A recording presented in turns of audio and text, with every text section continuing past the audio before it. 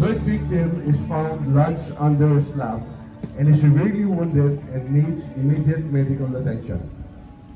Victim will be stabilized by the medical company prior to lifting and moving the slab. Once stabilized, the Alpha User Team rescue unit will lift the slab while breathing, wherein multiple pieces of swimming blocks are laid to transfer the weight of the load to a footbridge and to act as a temporary support for the load once excavated. Medical company immediately packed the victim into a spine